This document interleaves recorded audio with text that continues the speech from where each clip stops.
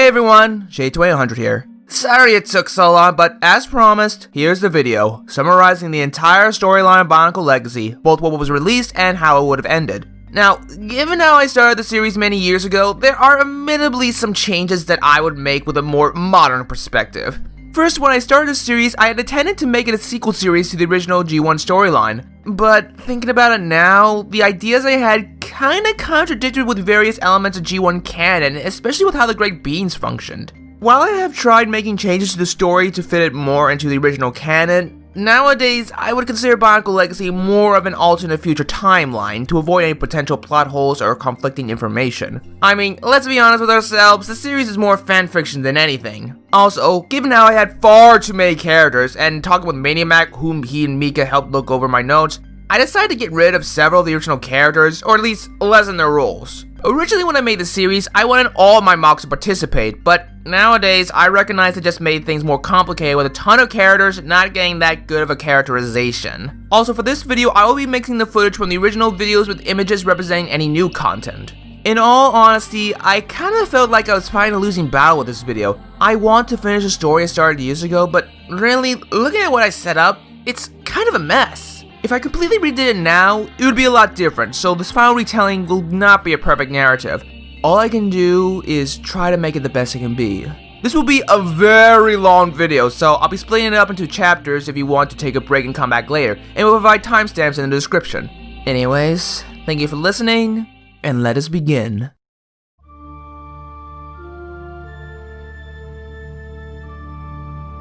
100,000 years after the defeat of Magmoor Eternatus and the reformation of Spheres Magna, the Matoran and Agori have united under the title of the Agoran, and the Glatorian have become true Toa. Many new cities and structures have been built over the millennia, and all is at peace. Our story begins outside Zoran Nui as the city's protectors, the Toa Zoran, consisting of Twilis, Kratos, Tamina, Venkus, and Poldrin bow a band of thieves, consisting of Trainer, Saber, and Turbo. While the Toa are able to hold their own, Trainer's pet Bone Vulture is able to snatch up one of the legendary Great Discs, which the Toa are carrying. The thieves manage to escape using a blaster that can create portals. The thieves, members of the revived Dark Hunter organization, return to their base and give the disc to their leader, Emperor, who is now in possession of 4 of the 6 discs. He begins to make plans to gather the final 2 discs. Not long after, Emperor sends 4 Dark Hunters into 2 teams, Trainer Vampiric and Knockout and Firefly, to find them. Elsewhere, an Agorian from the town of Kapora, Dongru, arrives in Zoran Nui, coming across an Agorian named Sheena. It isn't long before an Agorian named Toluca flies around the city on a malfunctioning jetpack, followed by his friend Leveth. The returning Toa find them and stop Toluca from accidentally causing more damage. Toluca himself is reprimanded soon afterwards. The group then visit the Turaga lead in Zoran Nui, Cantus. The Toa explained about their encounter with the thieves, while Dongru told the Turaga about reports regarding a Skrull who have not been seen for centuries. Cantus agrees to send word to keep an eye out for the Skrull, offering for Dongru to stay in Zoran Nui for the time being, which he happily obliges. Elsewhere, a group of Makuta are suddenly awakened from their slumber. Only a mysterious, wandering Toa feels their presence. After getting into an argument with Kratos, who considers him nothing but trouble, Toluca runs away from the city, with Kratos, Tamina, and Sheena following after him. Toluca is almost killed by a storm dragon, but is saved by the mysterious Toa, a Toa of Shadow named Lucarian. After battling and scaring the dragon away, the group takes the wounded Lucarian back to Zoran Nui, despite Kratos' suspicions. When they arrive, Twilis recognizes him as a Toa of Shadow and does not trust him. After an argument between him, Kratos, and Lucarian, the Toa of Shadow and Tamina storm off. Tamina and Toluca eventually approach Lucarian and talk with him before Kratos shows up and challenges Lucarian to a battle in the new Colosseum. Lucarian, hoping to knock the arrogant Toa of Fire down a few pegs, accepts. Frustrated at the situation with the Toa, Dongru leaves Zoran Nui and hitches a ride with Darren, a traitor. Despite awakening, the Makuta, led by Zelkron, are not at their full strength, infuriating some of Zelkron's subordinates, Warlocks, and Okiko. After another Makuta, Orgru, detects a resource that could be helpful to them, Zelkron sends 2 other Makuta, Morythia and Mutanix, to find it. In the meantime, Orgru notices more of this resource, and with the help of Warlocks' magic, he sneaks into the Dark Hunter's fortress. While there, Orgru notices and steals blueprints for the Portal Blaster, created by the Dark Hunter Tinkerer. Trainer Vampiric search the Crystal Mountains, eventually finding one of the Great Discs. Just as they leave, a strange being seems to take notice of his disappearance. Knockout and Firefly break into Kapora and enter the Zalium mines, finding the final Great Disc. Before they can leave though, they are attacked by Morythia and Mutanix, but manage to escape with the disc. The Makuta do manage to grab some of the Zalium crystals before leaving themselves. Now with all 6 great discs, Emperor plans to find someone who can use them. As Dongru and Darren travel, they are attacked by Trainer and Nightstone, who knock them out and kidnap them, but Shadow, Darren's pet, escapes. Emperor confronts the now awake Dongru, forcing him to turn the 6 great discs into the Mask of Time. When Dongru asks why he was chosen, Emperor explains that the great discs have a specific chemical signature, which Dongru for some reason also has. While shocked, Dongru refuses to help the Dark Hunters, but after Emperor threatens to kill Darren if he doesn't, he reluctantly obliges. While imprisoned, Dongru and Darren meet 2 other Agoran, the energetic Thanos and the pessimistic Vengan. Together, they begin to formulate a plan to escape. During this period, Dongru discovers how to combine the 6 discs into one, seeing this as a step forward for making the Mask of Time. In Zorn Nui, Lucarian fights Kratos in the arena and manages to best him. He almost lets his stalker impulses control him and nearly kills Kratos, but he is able to hold it back. Soon after, the Toa and Turaga are alerted to Dongru and Darren's capture thanks to one of the Agoran finding Shadow. The Toa go to search for the Agoran with only Kratos, embarrassed by his defeat, staying behind. As Shadow leads them to the same spot Dongru and Darren were captured, Lucarian is able to use his Shadow power to sense an energy signature similar to the Makutas, who also have control over the Shadows. Twilis, who is worried about this connection, angrily confronts Lucarian about it. The Toa of Shadow then explains his backstory, including how he was captured and transformed by the Makuta before escaping and destroying their base. Sadly, his teammate, Morgana, was lost in destruction, and he believes she is dead. Lucarian plans to go after Dongru alone, but is eventually convinced to allow the others to help him. They return to Zorn Nui to gather supplies and plan ahead. Zelkron watches the exchange through a crystal ball, taking interest in Lucarian. Twilis himself decides to remain behind in Zorn Nui, claiming it is to keep watch over it, but deep down, Tamina knows it is really an excuse to get away from Lucarian. Kratos eventually gets out of his funk and rejoins the group. Toluca, Leveth, and Sheena wish to go with the Toa to save Dongru. Despite initial opposition, the Toa agree to train them, and they set off. As Orgru studies the plants he stole and argues with warlocks, Zelkron watches them through his crystal ball. Ever since another Makuta, Kratix, betrayed them years ago, Zelkron has been very wary of the loyalties of any of his subordinates, save for his closest friend, Morath. Warlocks discovers that the Toa are leaving and alerts Zelkron. The Makuta prepare to set off after them. Later that night, a mysterious entity puts both Lucarian and Twilis into a dreamlike state, forcing the two to battle, believing the other attacked them. While still a dream, it provides further distrust in each other. The entity seems to receive power from this hatred. The following morning, hoping to travel to their location sooner, the group uses Lucarian Shadow teleportation to travel to the Dark Hunter's base in Odina, though the long distance of transporting multiple people greatly weakens Lucarian.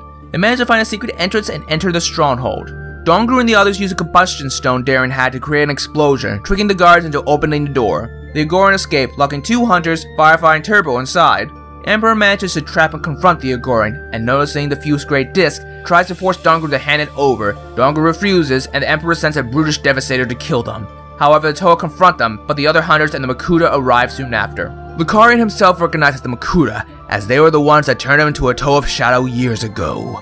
Zelkron seems especially interested, and even excited to see Lucarian again, hoping to make him suffer after he destroyed his base and humiliated him.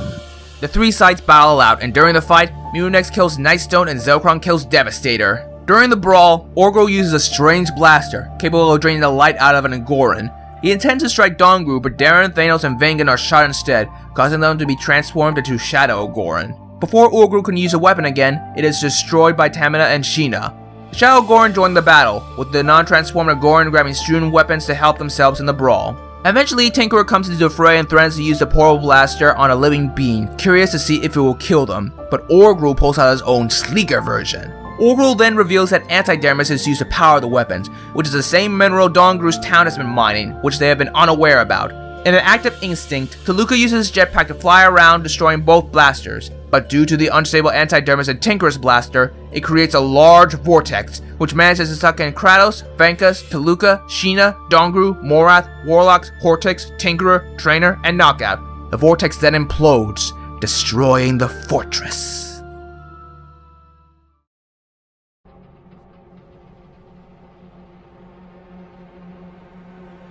By the time Lucarian, Tamina, Poldra, and Leveth come to, the Makuta and Dark Hunters are nowhere to be seen. Lucarian tries to trace the location of the Makuta. He finds that they escaped, but the Makuta that were sucked up were sent away to the past. The group theorizes that the combined Great Disc Dongru held may have been the cause of the time travel. After taking time to rest and heal themselves, Lucarian suggested they head to Kapora for a lead, as that was where the Antidermis was being mined. The others eventually agree and they head out the following morning. Hokiko yells at Zelkron again, blaming his leadership for their current problems, but Zelkron attacks him, threatening to throw him out of the group. Hokiko, considering the option that the group may somehow succeed, finally concedes. To get the other Makuta back along with the Great Disc, they decide to try and replicate the same situation, but they require Antidermis to create such a portal. While the Makuta are not willing to use their own Antidermis, thus weakening themselves, they decide to use the minds of Kapoor to find more Antidermis as a power supply. Kratos, Toluca, and Dongru find themselves in Zakaz in the past. After arguing with each other and realizing the situation, they are attacked by a trio of Skakti, who eventually defeat and capture them. Kratos, Toluca, and Dongru eventually wake up in a Pro Steel cell, trapped with a Toe of Earth named Servek. After explaining the situation, they overhear the Skakti. One of them, Tekron, wishes to sell them to the Makuta, but their leader, Flagon, has a deep distrust of the Makuta, and suggests selling them back to their teammates instead. After arguing for a bit, Tekron leaves in anger. Later in the night, after the Toa fail to come up with a good escape plan, a mysterious Makuta, Kratix, meets up with Tekron, hoping to take the Toa for the Brotherhood's experiment. Servek himself seems to know this Makuta. As Kratix plans to take the prisoners, he's attacked by Servek's teammates, Zenvis and Genzus, who manage to steal Tekron's keys and free the others. The other two Skakti arrive and fight Tekron, furious at his betrayal. Kraus instructs the Agorian to stay out of the way, but Toluca steps in to help anyways. Kratix proves to be a powerful foe, even creating clones of himself and managing to saw Servek in half. However, the combined forces of the heroes defeat him, with Toluca even managing to land a final blow. Kratix, having enough, escapes. The Toa take advantage of the situation and scurry away as well. Warlocks and Morythia watch the battle from above. Morythia plans to attack the other Skakti and capture Tekron, but Warlocks teleport the two away, afraid of changing the past. The struggle disrupts the Skakti long enough for Tekron to escape.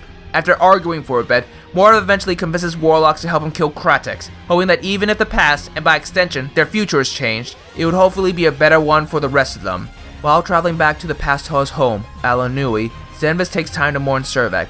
Kratos then asks him about his past. The Toe of Sonics explains that his team used to work for Zelkron before the Brotherhood betrayed Matanui. Zenvis' late friend, Holren, protected Kratix, with the former dying at the latter's hands. Using several blitzwafts, the group managed to get off the island.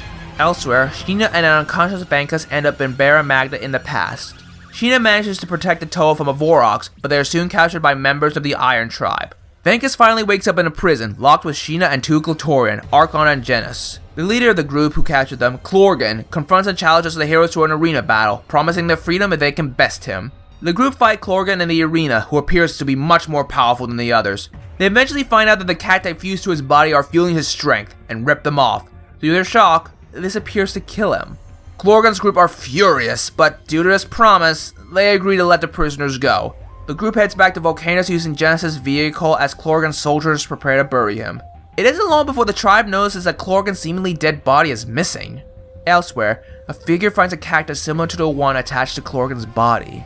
As Vankas and his group arrive in Volcanus, they meet Arkan's apprentice, Melon, along with the Glatorian Cleason, Volcanus' leader Mausen, his assistant Rezis, and his former friend Purus, who's very excited at the prospect of Toa and time travel. Mausen is hostile towards Vankas, untrusting of beings who are not Glatorian or Gori, but Archon agrees to watch over him. Unsure how to get home, Vankas and Sheena agree to travel with the others to Otiro for the upcoming tournament, at least for the time being.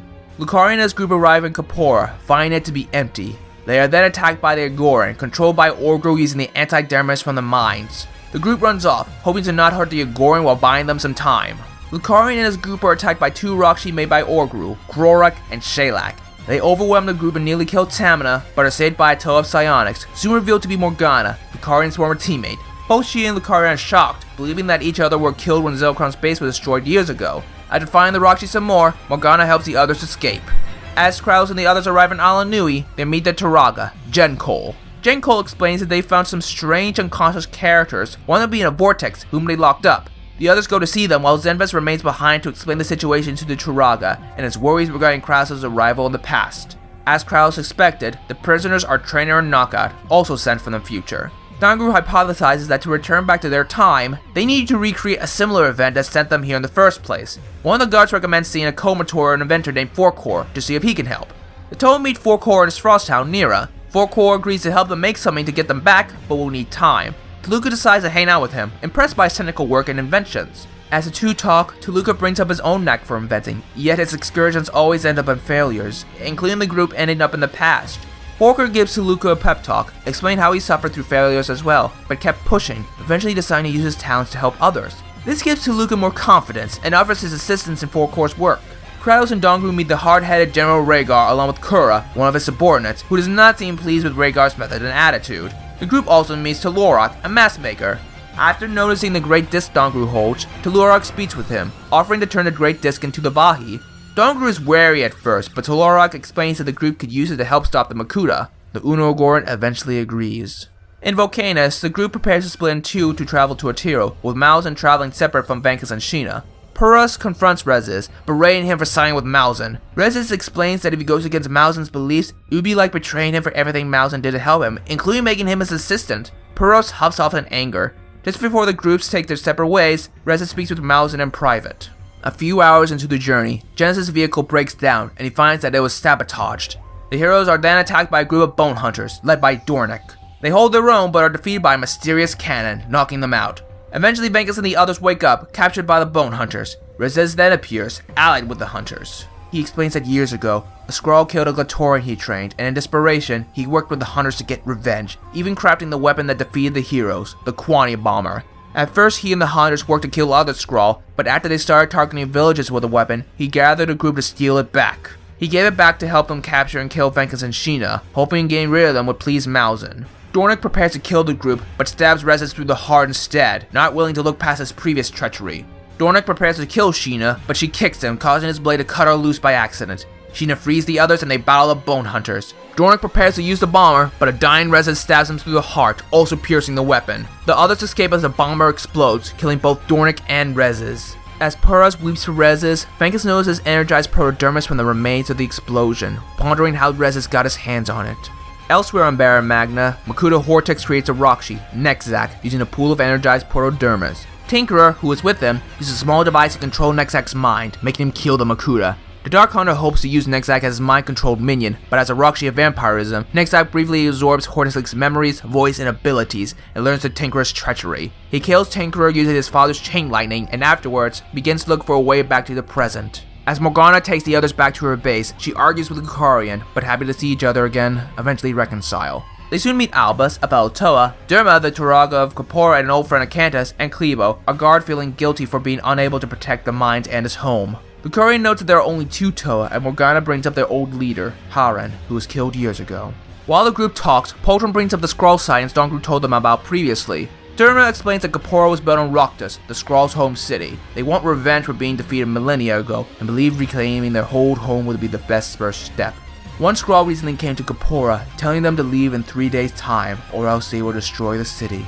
Albus himself has the idea to use energized protodermis to help free the Agoran from Orgrul's control. While the village itself does not have energized protodermis, there is some in the Crystal Mountains. He uses a cannon that creates a portal, which Lucarian and Morgana enter. The others stay behind, with Albus looking over the injured Tamina.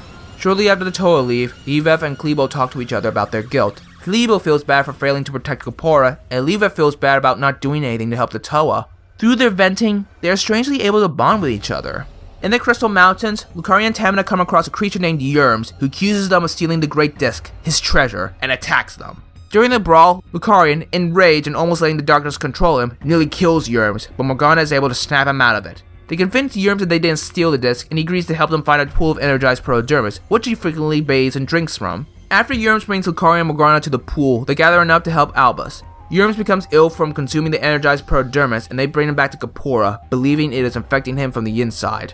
In the past, Warlocks and Morath follow Krax to their old base, with Warlocks starting to get doubts. They see Krax handing Hokiko their research notes to give to Mutran and Kurox, backstabbing Zelkron. Furious at their betrayal, Morath readies himself to attack, but Warlocks backstabs him, reconsidering her decision to change the past, while hoping to gain an advantage in the Brotherhood. The two then fight.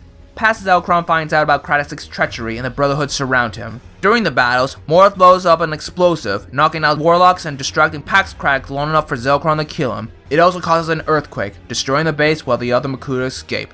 President Warlock's staff is destroyed, no longer giving her access to magic. President Morath considers killing Warlocks, but he believes leaving her to die from the collapsing building is a worthy enough death, and takes her with him. After escaping, President Morath watches past Zelkron rant at past Morath about his frustrations with the other Makuta, one of many steps towards the group breaking up from Pterodax and starting their own plan. President Morath then knows a portal made by Orgrul, leading him back to the present. Orgrul locks up the unconscious Warlock in a special containment cell, hoping they could find use for the traitor's Makuta in the future. He explains that he got Morythia and Warlock's back by using dust left over from the Disc of Time, combined with a new, more stable Portal Blaster. Here, Morythia agreed not to save Hortex and bring him back to the present, believing him to be no use to them. Orgrill seems to have his own plans to get the Great Disc back, which is already in motion.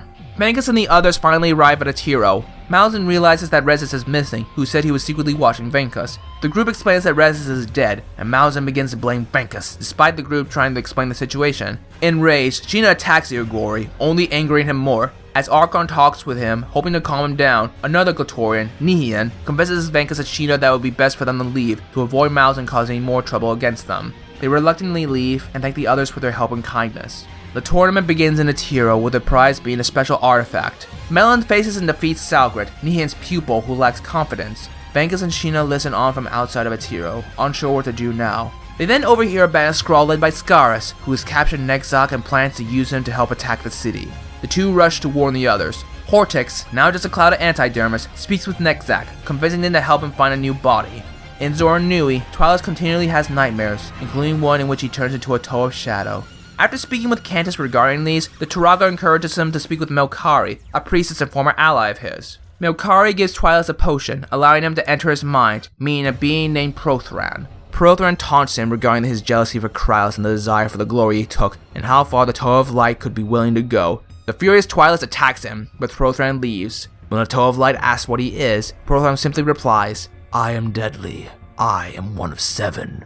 Twilis wakes up and speaks with Melkari, who describes Prothran as a Malgon, a demonic creature. He explains that Prothran describes him as prideful, which he denies, believing he is good. Melkari brings up that even good people have their own faults, and how Twilis' pride in rejecting his faults may be his downfall. Enraged, he kills Melkari. Despite feeling upset and regretful, he burns down her hut, removing any evidence of her murder, still convinced that he is a good person regardless.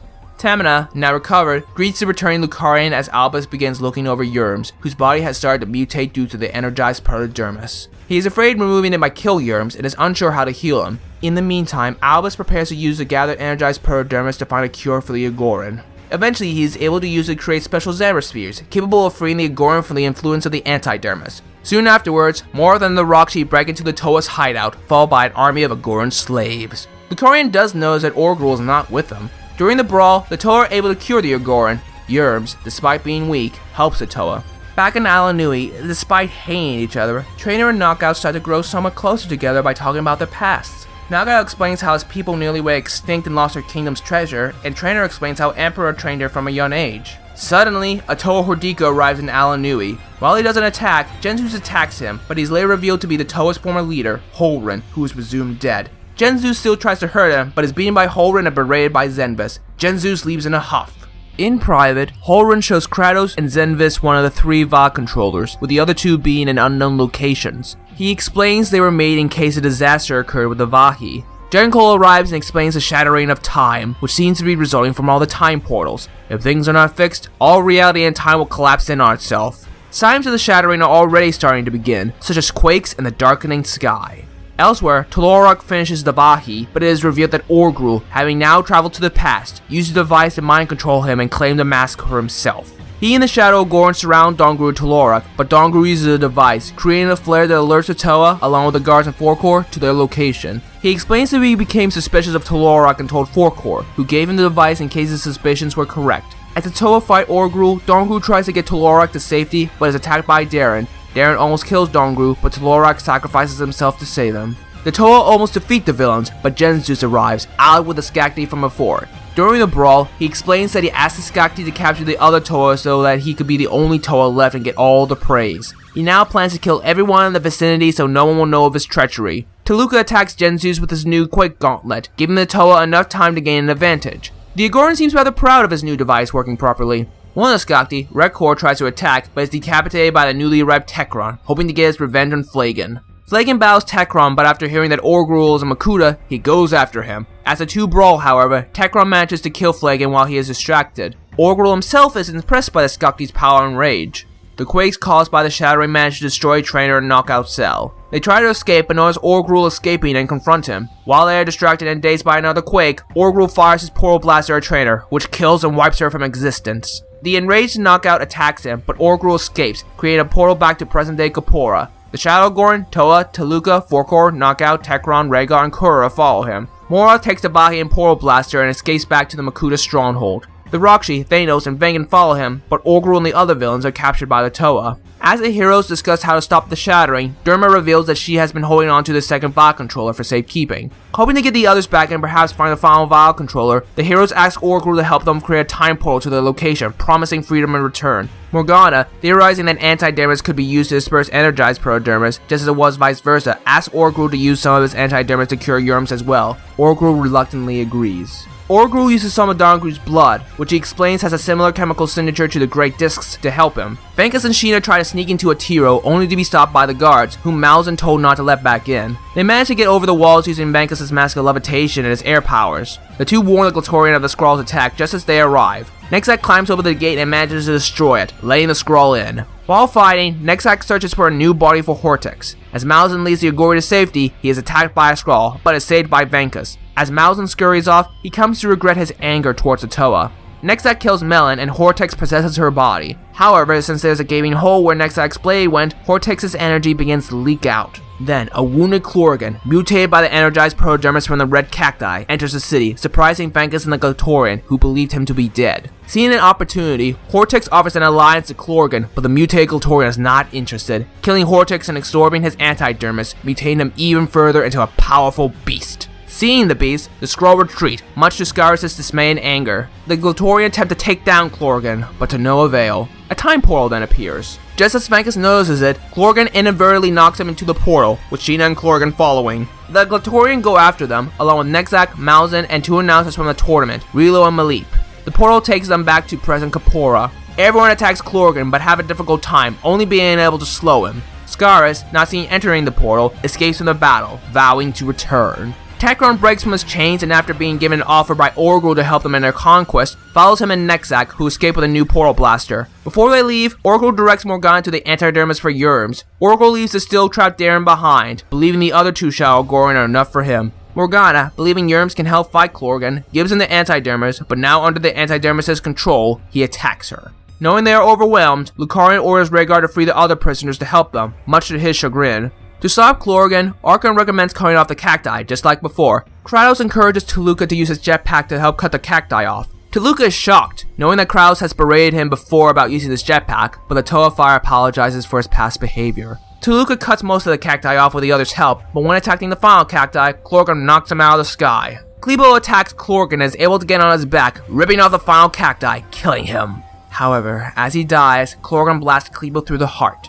While fighting Yurms, Genzus is stabbed, but Morgana is able to use energized protodermis to free him from the antidermis' control. Holren notices that Rilo and Malip have the final Vial controller, which is being used as a trophy for the tournament. The Vial controllers are combined and used, stopping the shattering of time. As Klebo dies in Levav's arms, he feels satisfaction that he finally did something to save them all. A dying Genzus apologizes to Zenvis for his actions, and while the others are more reluctant to forgive him, Zenvis accepts and thanks him for helping them. Genzus passes away from his wounds. Yurms looks on sorrowfully, not happy with killing someone, even if he was under the control of the antidermis. The others wish to return back to their own times, but Holren discourages it, not wishing to trigger another shattering. The word trigger reminds Lucarian of the trigger and makes him realize the Makuta's plan, to use the Mask of Time to freeze time at a specific point to open the trigger in Zoranui, unlocking the ultimate power. As the group prepares to leave, Darren refuses to travel with them, believing he wouldn't be welcomed by the others as a Shadow Goron. Darngru protests, but he leaves anyway, hoping to track down and kill Orgrill as revenge for abandoning him. After Moroth informs Zelkron of Hokiko's betrayal, Zelkron attacks him, beating him senseless. Hokiko is confused to hear the explanation, not remembering anything regarding helping Kradix. Zelkron ignores these claims as he absorbs his antidermis, killing him. The others are shocked by this ability, save for Morath. Zelkron refuses to kill Warlocks though, believing her abilities would be useful for later. Orgrill returns with the Vahi, and the Makuta ready themselves to assault Zora and Nui. Just as they leave, Vengen and Thanos question where Darren is. Orgrill lies, saying that he died in battle.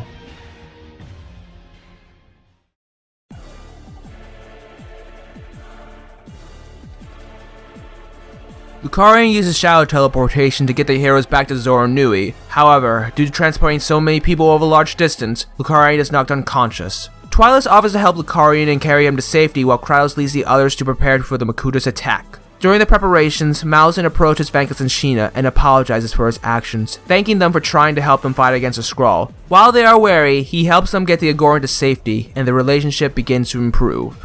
Dongru and Lieveth mope by the side. Lieveth mourns Kleebel's death, while Dongru thinks about Darren leaving him. While Zenvest does his part to help rebuild the city, inwardly, he is still upset about the death of both of his teammates. Archon, who lost Millen, shares his sympathies and they comfort each other. Knockout helps fortify the city, but the stress from Rhaegar and the Agoran, who only see him as a thug, do not help his spirits.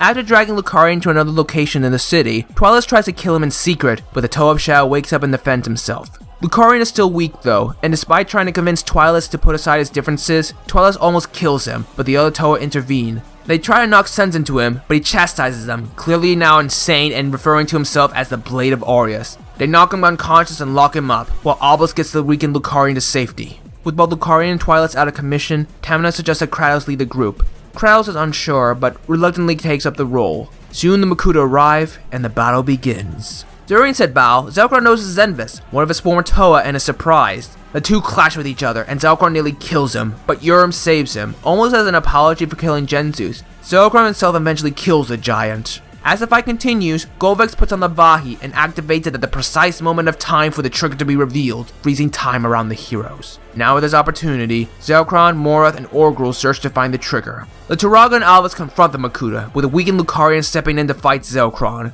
During the battle, Albus cuts off Orgrill's left arm and Lucarian nearly defeats Zelkron, and allowing his darker influences to control him, nearly kills him. However, Twilight manages to escape from his prison and attacks him. While the Toa are distracted, the Makuta attack the Turaga. Zelkron goes to the trigger, but for some reason, it does not activate. Zelkron, enraged, tries to kill Canis with Lieveth, inspired by Kleebel's death, pushes the Turaga out of the way, sacrificing himself. Twilight almost kills Lucarian, but Zelkron knocks him out, not wishing anyone else to kill him. Orgrill manages to stab Canis through the heart and an orb appears out of him. Zelkron realizes that the trigger was actually inside of Cantus and activates it, releasing the ultimate power, beginning phase 2 of his plan. The Makuta leave, taking the Toe of Light with them. As Zelkron leaves, a surprised Lucarian asks him why he's not taking the opportunity to kill him. The Makuta explains that he would rather physically and emotionally torture him, slowly, believing it would be much more satisfying. He departs with the other Makuta, leaving a battered Lucarian behind. The other heroes arrive, no longer frozen in time, and notice the dying bodies of Lieveth and Cantus. Lieveth himself passes away, happy that he finally did something to help the group, and now remembered as a hero. Albus asks about the trigger inside of Cantus. Durma explains that years ago, to keep the trigger safe, Cantus became its guardian, absorbing it into his body. Cantus reveals that the trigger releases the 6 elemental kings, the precursors of the Toa, who were locked up and put into a deep slumber by the great beings, due to their immense power, their feuds, and the destruction they cause. Cantus believes that Zelkron wants to steal their power for himself. After this explanation, Cantus passes away. Remembering Zelkron's words, and knowing that he would target the ones he loves, Lucarian secretly leaves Zora Nui, believing that leaving the heroes will keep him safe, only leaving a note explaining his absence. Elsewhere, a powerful being, Vargon, watches the events unfold, and with the Elemental Kings released, plans his next move.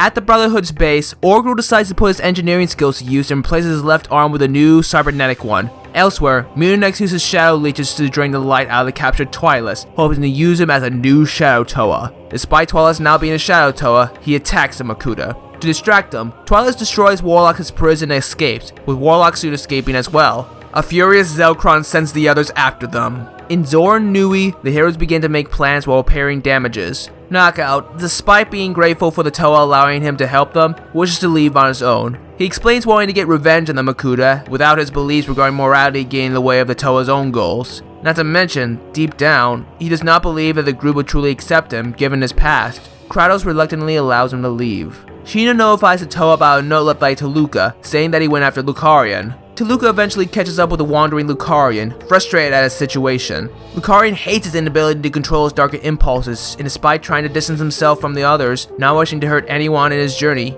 deep down, the Toe of Shadow does not wish to be alone. The two are then attacked by a small group of Voroks, but a mutated Voroks, Kabutos, scares them off and confronts the two. Kabutos and Lucarian recognize each other. Years ago, Kabutos saved Lucarian's life, just before the other Voroks turned on him. Kabutos later drank energized Prodermis, turning him into what he is now.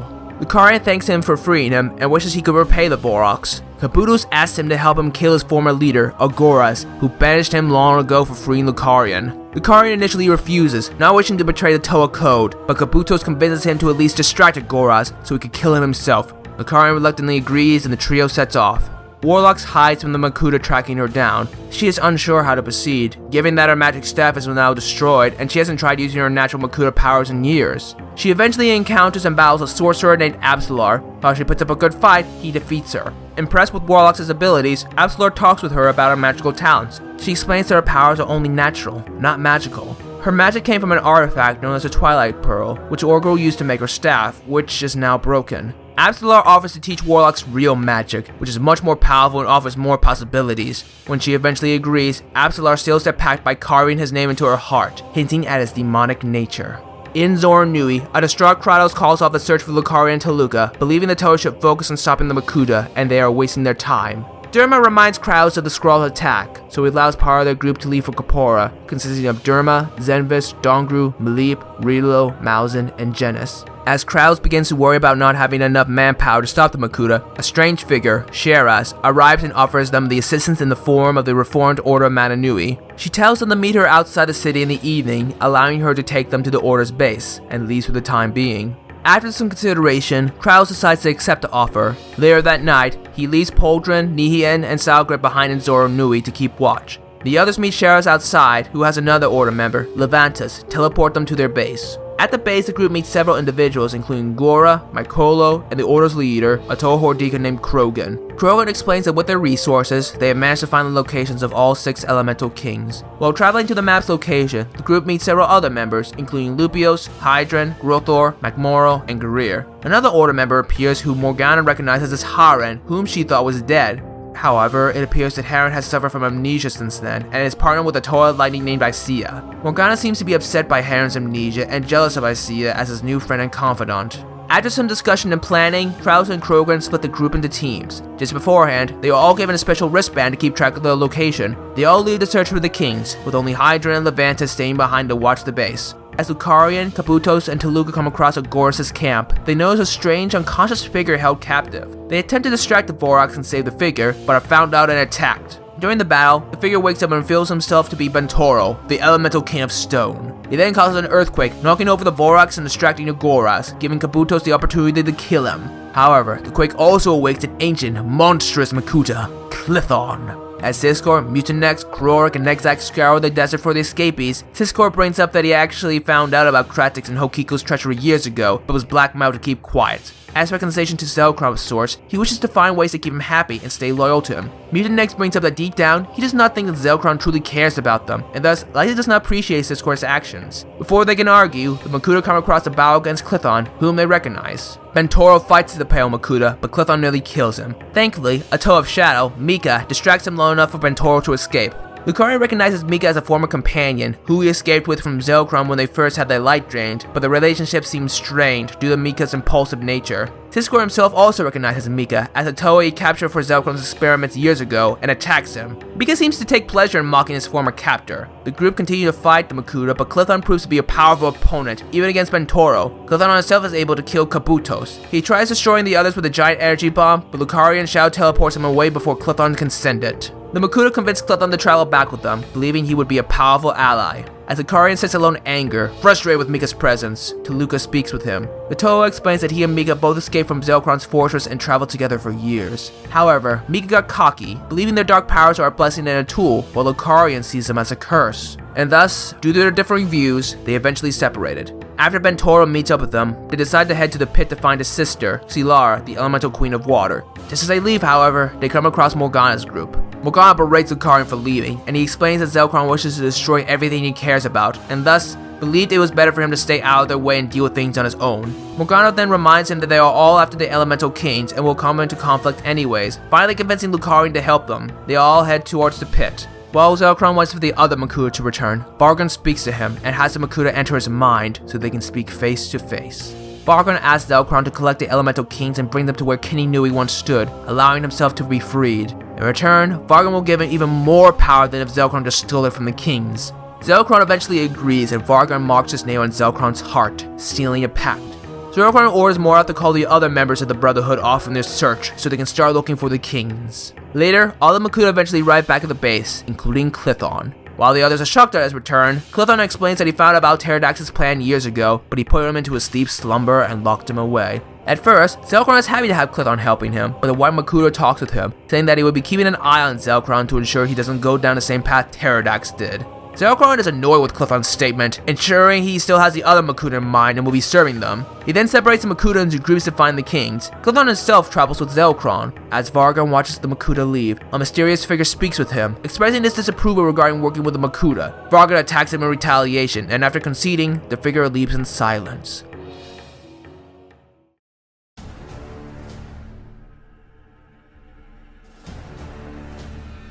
Darren travels with Shadow, searching for Orgu, but due to him being a Shadow Goran, no one is willing to help him. He comes across the Wandering Knockout, who are soon attacked by two mercenaries, who defeat them. They introduce themselves by their code names, Alpha and Sigma, members of an underground organization called Code.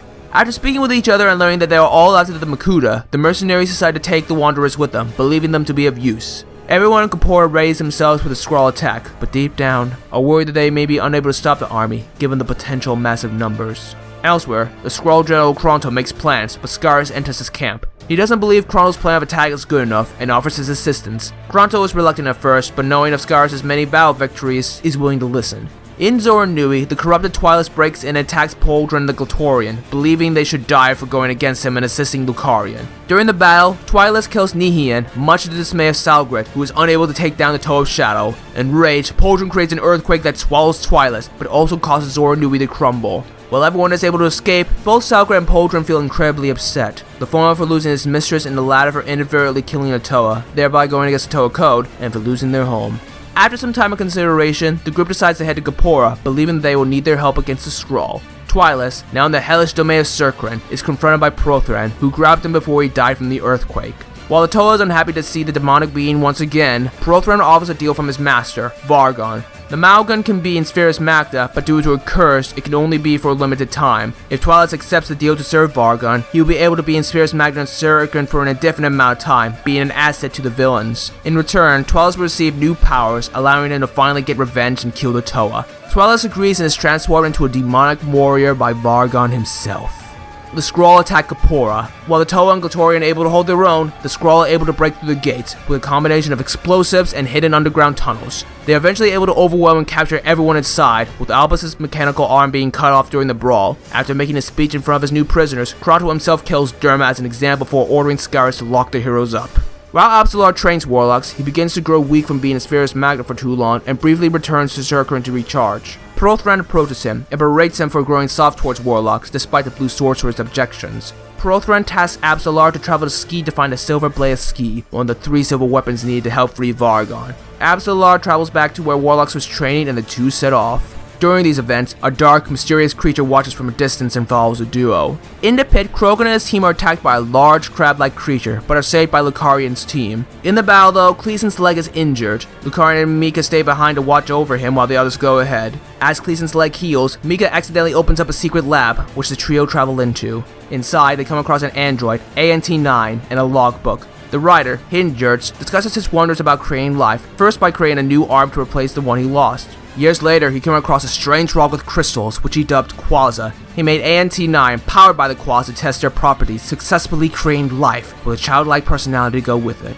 Through future tests, he made a new, much more functional arm, before working on a project to make a brand new robotic body for himself. He put ANT9 to stasis in case he died from the experiment, asking whoever finds him to take care of him. The Toa reactivate ANT9 before being alerted that the group is being attacked by Morythia and Nexak. During the battle, Isia tries to help Morgana, but the Toa Synax pushes her away, much to her concern. As he battles Morythia, Krogan's Hordika side begins to overwhelm him, and he attacks everyone, including the heroes. The elemental queen of water, Silar, is reawakened during the battle and knocks Krogan out. She attacks everyone else before being stopped by Bentoro, telling her they are allies. She then focuses her attention on the villains, defeating Morythia and killing Nexak. Realizing he is outmatched, Morythia escapes. As the heroes prepare to leave, Bentoro and Silara argue, with Silara not interested in helping the heroes and freeing the other kings, unwilling to start the feuds that got them locked up in the first place. Bentoro argues that this would be a second chance for them, before following the heroes. Silara reluctantly goes after them.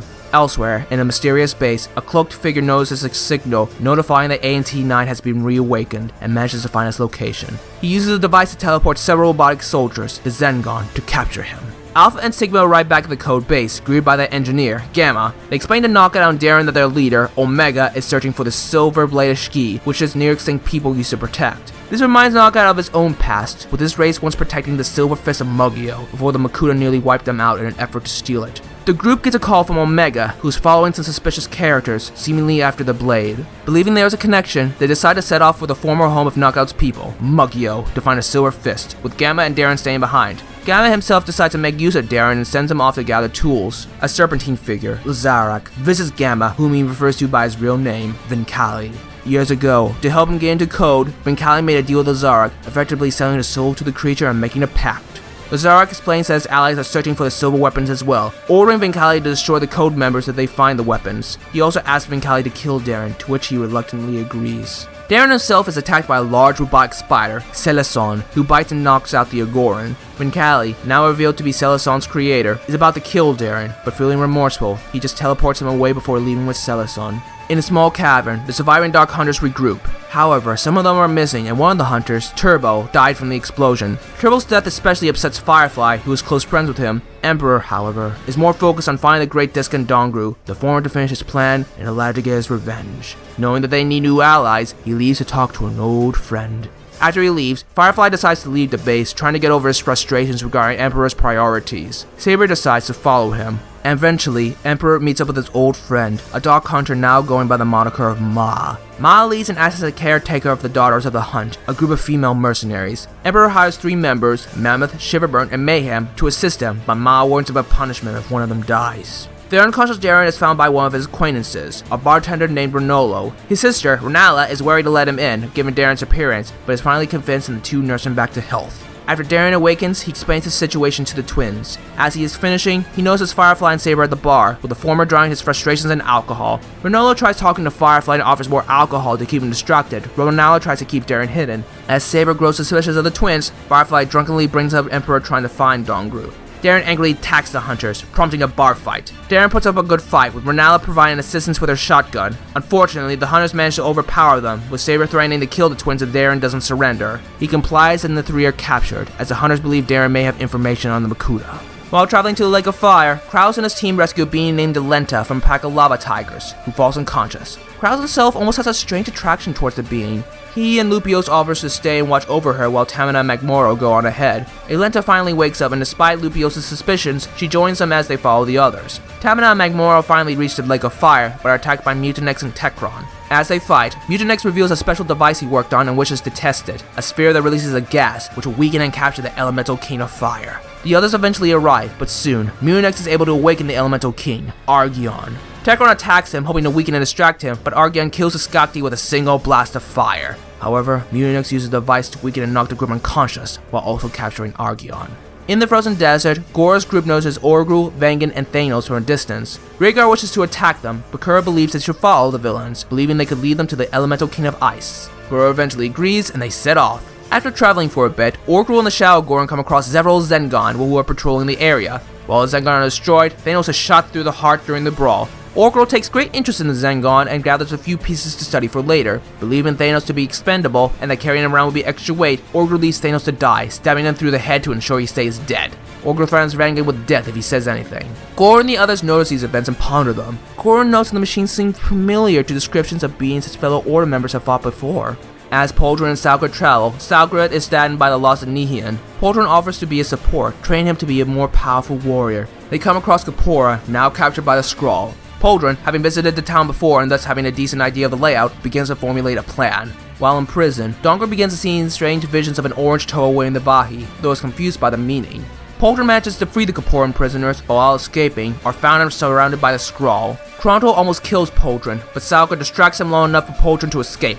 As the heroes fight, Poldrin is able to defeat the Skrull general. As Garrus takes Chronicles to safety, he secretly murders him, believing he would be a better leader, and blames Chronicles' death on the Toa. Salgrid breaks a water tower, flooding Kapora and allowing the others to escape. Garrus himself manages to pull himself out of the water, vowing vengeance. The group ponders what they should do now, having lost both Zoran, Nui, and Kapora. As they think, Poltron himself commends Salgrad on his actions and part of the plan, bringing some sort of joy to the Clitorian. Before long, they found my knockout and code. As the Agoran of Kapora need a new home, Alpha points them to an abandoned city known as Pector Nui, though they would need to travel through Wagner Swamp. Poltron and Salgrad travel with Code, agreeing to help them, while Xenoblade leads the others to Pector Nui. Emperor returns back to the Dark Hunter's base, with the three sisters of the Hunt in tow. Firefly and Saber also return and bring Darren to Emperor, who interrogates him, wanting to know the location of Dongru and the Great Disc. Darren refuses, but after Renolo and Renala's lives are threatened again, he explains that the Makuta now have the Vahi, and that he last saw Dongru head to Zoran Nui, but no longer knows his location. Mammoth, usually being silent, brings up that during the various jobs the sisters have been on, they've managed to find the location of the Order Matanui's base, which contains information on nearly every individual in Spiritus Magna, believing it would be helpful in finding Dongru's and Makuta's location. While Emperor is unsure if this will help them, he realizes that they do not have a lot of options. He praises the sisters for their knowledge, and sends them and Vampiric to gather information. Emperor sets Firefly in guard duty, watching over the prisoners. Firefly, irritated at Emperor's fondness and praise towards the sisters, rather than him and Saber, who caught Darren to begin with, becomes jealous of the trio. As Firefly heads to the prison cells, he encounters a being known as Gratane, who offers to help deal with Emperor in exchange for servitude. Firefly does not feel comfortable making deals with Gratane and refuses, but the being ensures that his offer is still available. Firefly isn't sure what to think of this. He considers talking to the others about this, but worries Gratane will kill him. As Firefly watches over the prisoners, Renolo notices that he is worried and asks him. Firefly at first refuses to answer, but Renolo's charm and good nature eventually wins him over. Renala and Darren are unsure about Firefly's story and dismiss it, but Renolo seems interested. He recalls stories and legends he was told to by several of his patrons regarding beings known as the Seven Deadly, who will go around and tempt other beings in exchange for their souls. He ponders if one of these individuals would have knowledge to stop the Seven Deadly. Darren, seeing an opportunity, requests their freedom in return for helping Firefly, but the Dark Hunter refuses, hoping to remain on Emperor's good side. Absolar Warlocks find a Silverblade ski, but are attacked by a Rahi named Rados, who attempts to drain Absolar of his power. Rados believes that all living beings are wicked, and thus should perish, such as the two beings in front of him. While Rados fights Absolar, Warlocks tries to grab the Silver Blade, but it is taken by Omega. The two fight until Warlocks manages to send him through a portal, away from the city. Warlocks goes to help Absolar, and finds that the blade gives her greater speed and strength. However, Rados overwhelms her and she is nearly killed. Absolar jumps in the way of a blast, protecting Warlocks, but gravely injuring himself. The now weakened Absolar sacrifices his life, and transfers his powers, memories, and life force to Warlocks, effectively transforming her into the new deadly sin of greed. Warlocks and Rados duel, but using portals, Warlock sends Rados away, who vows to steal her power, along with the powers of other beings like herself. And since he has absorbed some of Absolar's power, which Warlocks has now, he has a way to track her. As Warlocks realizes after the battle, she is found by Prothran. With Absolar's transferred memories, she recognizes him. Prothran himself is impressed with the power transfer, having only happened once before, as the previous deadly set of pride transferred power to him years ago. And as Warlocks herself was not previously a Malgon, she can stand Spiritus Magna for an indefinite amount of time. He tasks her with finding the Silver Blaster of Ignar, assigning her with the newly transported Twilis. Twilis himself is uneasy working with the Makuta, but due to the insistence of Prothran, begrudgingly agrees. Prothran himself takes the Silver Blade back to Circrin. As he tries to gain a bearing of his surroundings, Omega contacts Alpha, explaining that he lost the Silver Blade to Warlocks. He orders the group to find the Silver Fist while he considers his next move. After making the call, Omega notices a Skrull walking towards an unknown destination. Curious about this, Omega follows him in secret. Krogan, in his mind, is visited by a being named Garglox. Years ago, Garglox began offering him pills, which Krogan has been using to keep his Hordika side under control. Krogan himself has been trying to resist eating these pills, but as a result, has had a harder time keeping his Hordika side under control. He initially refuses more pills, but eventually accepts, not wanting to hurt anyone else from his Hordika rage. Garglox orders him to find the Elemental Kings, but Krogan vows to find a way to keep them away from him. The Deadly Sin threatens to eat him if he does not comply, just as Krogan wakes up. While the others check on him, Lucarin, Haran, and Holren discuss whether or not Krogan could potentially lose control to his Hordika side, and if he should be considered a liability. Haran is furious at this assertion, but deep down is afraid of that too. It has been years since Krogan lost control, and he isn't sure why. Holren offers to try and help him if possible, as he himself has trained to control his Hordika side over the years. Suddenly, multiple Zengon teleport to their location and attempt to capture ANT9. Mika hands the robot a sword he collected over the years and teaches him how to fight the Zengon. It proves difficult, but with the assistance of Lucaria and the others, they destroy the Zengon, with ANT9 even killing the final one. The cloaked figure, while disappointed, is impressed with how ANT9 was able to prove himself. He believes in finding the right opportunity to attack, and continues watching the robot. The group decide they should travel to Kratos' group at the Lake of Fire so they can help him.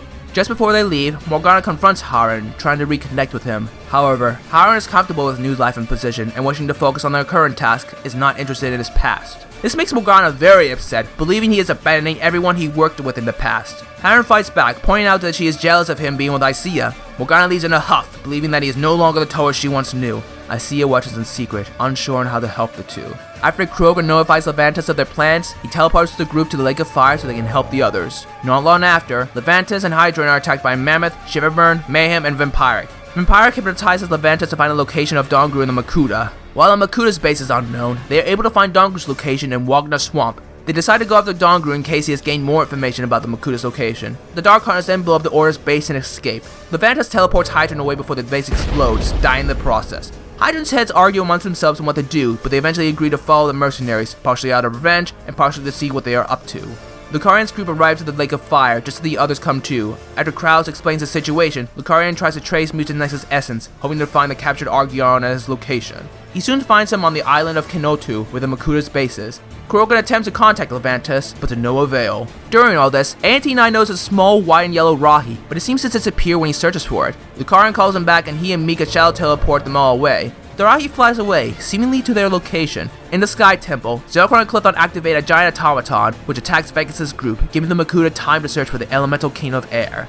Venkus is eventually able to find a weak spot on the automaton, and with this knowledge, the group is able to destroy it. Now free from the bow, the team travels to find the king, but NieR finds a scent, traveling elsewhere. Forkor runs after her, not wanting her to get lost. After a bit of walking, Venkus' group finds the resting place of the elemental king of air, but to their horror, they notice that he has already been awakened. Forkor and NieR find Zelkron and Clithon, who has convinced the newly awakened elemental king of air, Kentris, that they are the enemy. Kentris attacks Forkor, but Venkus and the others arrive to help. The Makuta and Kentris almost defeat the heroes, when an armor beam named Mishala arrives and curb stomps the Makuta, forcing them to retreat with Kentris. Mishala prepares to leave, but Venkus and the others confront her, asking about who she is. She explains that she is a Shelas, a great being who serves the universe's creator, Aureus, a name only known by legends. He created the universe along with the great beings, who in turn worked with Aureus to craft most of the living creatures, including the elemental kings. After the destruction of Spherus Magna millennia ago, Aureus took in many of the great beings into his dimension, Halaria, where they served him as the Shelas. She senses an almost demonic power in Zelkron, believing he is working for Vargon. The group are startled, believing that Vargon is a myth. Mishala recalls her history with Vargon. Many years ago, she, Vargon, then called Voss, and another Shelas, Guybrush, were close friends with each other. However, one of Voss's creations, the Azren, rebelled and fought in a war against the great beings. Voss, feeling jealous of Aureus' creations, and believing Aureus was weak from mostly observing his creations from a distance, rather than being active force, eventually betrayed the Shelas, giving important information to the Azren, allowing them to secure several victories. He also convinced many Shelas to join his cause, calling them Malgun. To cause further troubles, Voss created Energized Protodermis, kickstarting the Core War and the eventual destruction of Spherus Magna. Voss was eventually found out and attacked. After absorbing the Azren's leader, he was transformed into his current demonic form, and now commanded the Horde. After several battles, Aureus finally defeated him, and sent him, the Malgun, and the Azren to a dimension called Circren. Voss was also given a new name, Vargon, meaning the Fallen. Just as the villains were sent to Circren though, Vargon sent a massive energy blast towards the Shelas army. Aureus was able to protect them, but was put into a deep coma, and has not awakened ever since. While Vargon was trapped in Circren, the Malgun were able to find a way to travel outside Circren for a limited time. Realizing the negative emotions made him stronger, he sent the Malgun to cause misery and conflict, thereby giving him enough strength to one day destroy Aureus. Some of these Malgun, his most powerful and trusted warriors and associates, were given the moniker the Seven Deadly, and given some of the energy from these negative emotions, making them even more powerful. Mishala explains that the Shelas have been searching for a way to somehow revive Aureus from his coma, while battling the Malgun in a hidden war, not wishing to interfere with the living beings in Spherus Magna. However, now that Elemental Kings have been released, and Vargon has grown immensely powerful from his time collecting negative energy, the Shelas are putting off their search to stop them from finding the 6 Kings and the 3 silver weapons, as all are required to free Vargon and his army for good from Circren. When Grothor asks about what the other Shelas are doing at the moment, Mishala states that Guybrush is headed towards Ignor to find the Silver Blaster before the Malgun do. Grothor offers for them to join her, to which she agrees. However, Forkor says they should go after Kentris, but Mishala argues that since the Makuta already have him, they should focus on making sure none of the other villains gather the MacGuffins. They can save Kentris at a later point. Forkor reluctantly agrees, and they travel with the Shelas.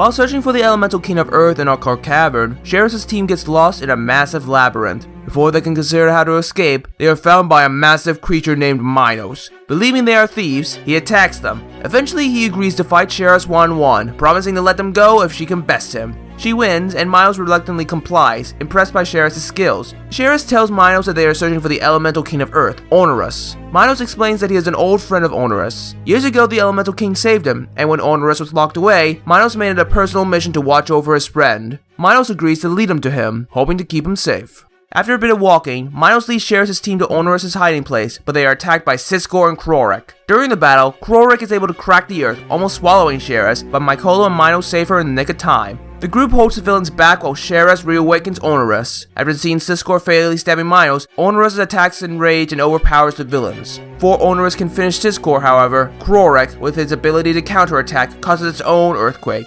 However, the power proves too strong as a rock sheet dives from the quake. As the cavern begins to crumble, Siskor escapes using one of Orgril's portal blasters. Despite being incredibly weak, Minos holds up the ceiling. Onerus attempts to save Minos, but the being offers to stay behind and sacrifice himself, believing trying to save him in their situation will only endanger them all. Onerus, regretfully complying, uses his abilities to open a hole above them and a stone pillar beneath the group, lifting them out. As they escape, the cavern crushes Minos, killing him. After reaching the surface, Onerus mourns Minos in silence. Sheriff tries to contact Levantus, but hears nothing. They notice Hydrant, who explains the situation, and join him in following the hunters. Zenvis and his group arrive to Pector Nui, which appears to be abandoned. However, the heroes begin to notice that while traveling through, several Ogori appear to go missing.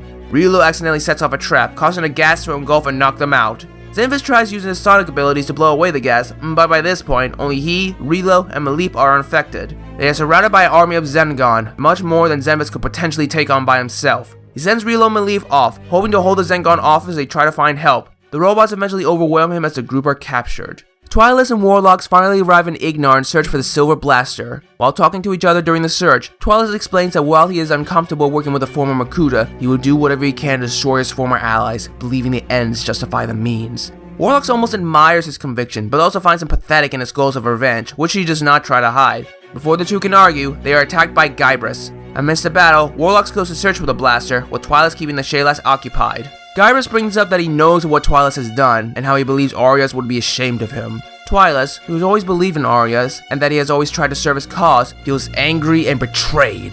Guybrush offers to help him, but Twilight's ego gets in the way and the two continue fighting. As Warlock searches for the blaster, Michelle and the others finally arrive and fight her. Vegas and Four Core are confused on Warlock's change, but she is easily able to overpower the heroes with the new powers. Mishala, however, is the only one who can hold her own. As the two continue the battle, Rados appears and manages to drain some of both Warlock's and Mishala's powers. He only stops when the others attack him. They try to fight Rados, but he proves too powerful, even managing to kill Grothor. During the three-way battle, Warlock is able to find the blaster, strengthening her like the Silver Blade did. She blasts the others away with his strength just as Prothran appears and prepares to teleport her and Twilight's Circran. Rados grabs onto them while they are teleporting and goes with them. Narali attempts to fight the trio, but he is surrounded by 3 of the other 7 deadly, Gurtang, Lazarak, and Garglox. Despite putting up a good fight, they nearly beat him to death. Prothran stops the others from killing him, believing he could be a powerful asset. He offers Rados the opportunity to work for him, but the Rahi refuses. Prothran knocks him unconscious and locks him in an energy field, planning on finding a use for him. As Guybrush and Mishallow discuss their next move amongst themselves, Venkus and the others come to realize that they may be out of their league, given how Warlocks, Twilights, and Rados were too powerful for them. Rilo and Malib soon find the group and explain the situation and how the others were captured. While Venkus and Four Core wish to help them, Mishala argues that they need to find the other silver weapons, thus keeping them out of Vargon's hands. However, Guybrush, feeling pity for the captured, argues that they should split up. They eventually come to a compromise, with Guerrero going with Mishala, and Venkus and Four Core going with Guybrush, Rilo, and Malip. Lucario and the others reach the Brotherhood's base, but he and Mika are weakened from shadow traveling. Elenta offers to scout the area while the Toe of Shadow are recovering. Lupios, still cautious of her, offers to go alone as backup. The others keep watch in the meantime. During a scout mission, the two find a window to a dungeon area and theorize that they could break in through there. As they prepare to head back though, Elenta tries to kill Lupios. Despite him preparing himself for a potential betrayal, Elenta manages to slay him anyways, throwing him into a nearby marsh to get rid of the evidence. During this time, Isia tries to talk with Morgana, but she refuses to open up to her, still angry at Haran, and by extension, her. Eventually, Isia gives up in frustration. When Elenta returns, she lies to the group, saying that Lupios was killed by one of the Makuta. While Bentoro is secretly doubtful of Elenta's claims, the group begins to make plans for their siege. In the fortress, Clithon praises Zelkron for his tactics and ideas during the time in the Sky Fortress, and the two begin to talk, but are interrupted by Mutinix. He wishes to trap Kentrus, like he did for Argyon, but Zelkron believes he can make for a useful, unwitting ally for the time being. He orders Mutinix to keep Kentrus out of his lab, where the trapped Argyon is, and to have one of his traps in case the Elemental King of Air discovers their true intentions. Despite the Makuta talking in secret, Kentrus gets curious and overhears a discussion from another room. He prepares to make his escape, but just as he tries to leave, Lucarion's group breaks into the fortress. They split into groups to search for Argyon. Elenta, Silara, and Icea travel together, but while they are alone, Elenta kills Toa before tossing her out the window. Silara tries to destroy her, but is shocked at Elenta's power, who manages to knock the Elemental Queen unconscious. Bentoro and Mika encounter Kentrus, but are confronted by Golvix. With the power of two Elemental Kings, their heroes are able to defeat the Makuta, with Kentrus even decapitating him. Bentoro tries to convince Kentrus to help him, but the Elemental King of Air is more focused on his own survival than helping the universe, much to Bentoro's frustration. However, before the two kings can make up, Mutinix captures them with the same traps he used on Argyon, and also knocks out Mika with a gas from the traps. Arriving in the same room where the others are fighting, Mutinix uses Mika as leverage, telling the heroes to leave, promising Mika's life in return for the Makuta holding on to the captured Elemental Kings and the group leaving their domain. While the others do not wish to take the gamble, Lucarion wants to accept the offer, hoping to save Mika's life. While he and Krogan argue, the strange Rahi from before, called Ray, teleports the unconscious Mika along with the trapped Elemental Kings, removing the leverage. Angered by the situation, Elenta reveals herself as one of Vargon's 7 deadly and attacks Ray, wounding it and stealing the trapped kings. She tells Zelkron to not disappoint Vargon and teleports away. Enraged, Clithon tries to destroy the Toa in order with an energy blast, but the weakened Ray teleports them all out of the building and back to the Lake of Fire. The team is unsure how to deal with their current situation, but decide to rest for the night. Clithon confronts Vargon about what occurred, with the latter explaining that he aligned himself with Vargon, as they have similar goals and the alliance would provide him with more power. Most of Makuta feel uncomfortable allying themselves with a demonic being, while Clithon, however, speaks out against Zelkron, not wishing to be under the rule of someone who is not a Makuta, as he believes it undermines the Makuta's strength. He also finds that Zelkron's decision makes him weak. Zelkron attacks Clithon and the two battle. The battle is close, with the other Makuta providing Zelkron backup, but Zelkron is able to weaken Clithon and break his armor, allowing him to absorb Clithon's antidermis, killing him.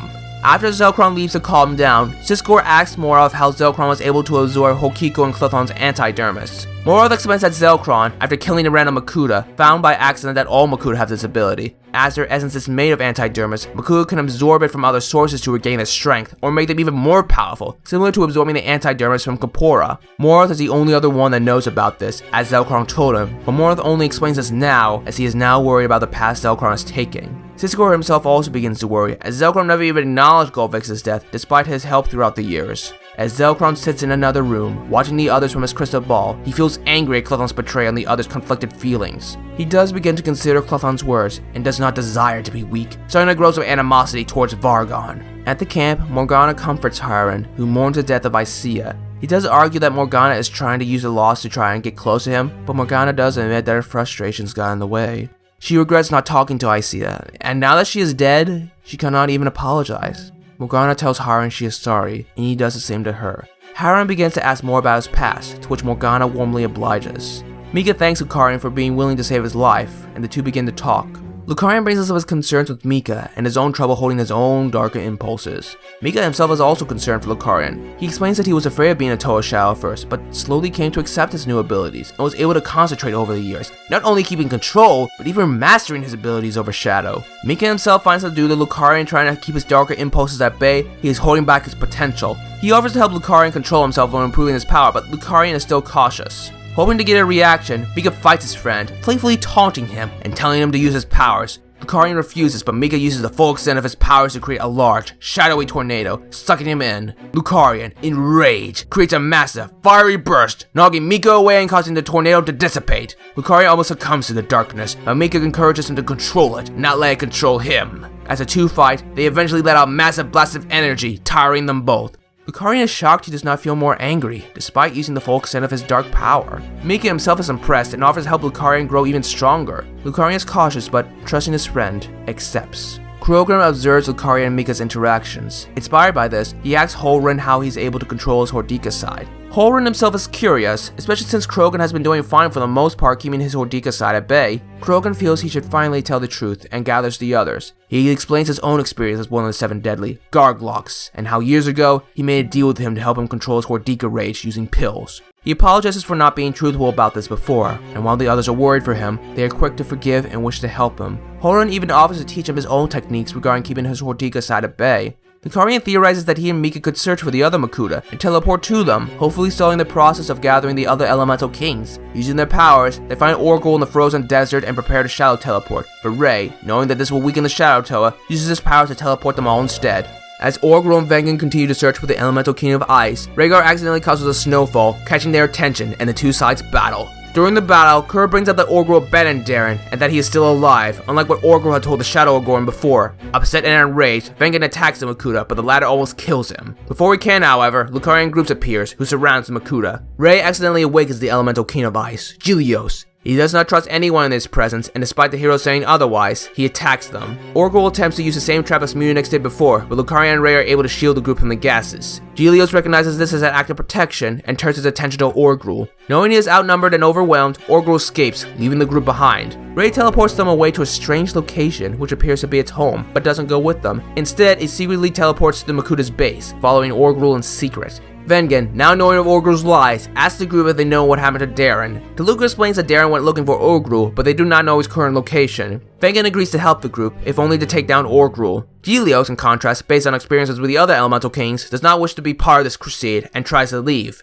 Krogan confronts him, but Gilios attacks him. During the battle, the others restrain and knock out Gilios, and Krogan almost succumbs to his Hordika side, but Holren is able to bring him out of it. Vargon visits Zelkron in his mind, telling him to gather the other Makuta and meet him in Circron, believing that a more active collaboration between the two parties would help them achieve their goals, while also helping settle the unease the other Makuta may have working with him. Soon after, Orgrill returns and explains the situation to the others. Zelkron explains his recent meeting with Vargon and his request. The others reluctantly agree, and Vargon provides a portal for them to enter Circron. Orgrill stays behind, hoping to study the pieces of Zengon that he had gathered. Zelkron is frustrated at first, but Orgrill explains that this information could be useful for them later. Zelkron reluctantly lets him stay as the others leave. Ray, who had turned himself invisible, follows the Makuta. In Circron, the Makuta see Vargon face to face. He explains his plan to bring the elemental kings and the silver weapons to King Inui to free him. In return, the Makuta will help him rule the universe. While ManiaMax appears to be on board with Vargon's plan, Morald and Cisco are still uneasy. During the discussion, the Makuta meet the 7 Deadly, not only finding that Warlocks has joined them, but that Kratos is not only alive, but was a deadly sin of wrath. Years ago, he disguised himself as a Makuta and manipulated them all those years ago to help gain negative energy to strengthen Vargon. The 2 Deadly Sins do not seem keen with working with Zelkron again. An angry Zelkron attacks them, but Vargon stops and berates him, though he secretly takes interest in Zelkron's rage. Ray travels through Circron and manages to find and free the captured elemental kings in Rhaedos. Rhaedos, realizing that his savior was the Ra he was cloned from, one he seems too happy and carefree, attacks Ray in rage. As a horde of Malgon and Azarin attack the group and disrupt the battle, Bentoro breaks up the two, arguing that they should work together to escape. Rhaedos reluctantly agrees. Kentros and Bentoro finds to find the Silver Blade of Ski and the Silver Blaster of Ignar, and notice that it enhances their abilities. With these weapons and the help of the others, they decimate the army. Rhaedos himself is impressed by Ray's abilities. As the 7 Deadly and Makuta arrive, ManiaMax recognizes Rhaedos as a former experiment of his and attacks him, but the Rahi is able to grab and drain some of his energy. Ray stops him as the others reunite, and it teleports them all away. Vargon, while furious at first, has the idea to allow the heroes to gather everything they need before stealing them back. As Vargon leaves, ManiaMax comments about Rhaedos' ability to drain energy, desiring to capture the Rahi for further studies. Zelkron himself is reminded of a device ManiaMax and Orgrill were working on, capable of similar feats. He says nothing at the moment, but it does give him an idea. Lazar goes off on his own, claiming he has unfinished business to take care of. Ray teleports the others back to its home, where it teleported Lucari and the others previously. While the group is curious about Rhaedos, he feels somewhat uncomfortable. And when he hears others bring up names like Vankus and Grothor, which he recognizes from his previous battles, the latter which he killed himself, he realizes that these are allies of theirs. Now feeling guilty, he flies off, but Ray follows him. Ray tries to comfort Rhaedos with various trinkets he found, but Rhaedos only becomes more frustrated. He vents about how he's created, and how he wishes to remove all the darkness and evil from the world, but deep down, worries that he may be part of the same problem, as he has killed many beings and absorbed their energy in his journey. He is also upset about being only a clone, and how different the two are. He challenges Ray to a battle, and they teleport to an empty area in the desert. During the battle, Rhaedos mostly attacks, but all Ray does is defend itself. Enraged, Rados fires a powerful blast, only for Ray to deflect it back, heavily damaging him. Ray uses his abilities to heal him, but Rados' anger and ego causes him to leave. Ray, with a heavy heart, teleports back to the group.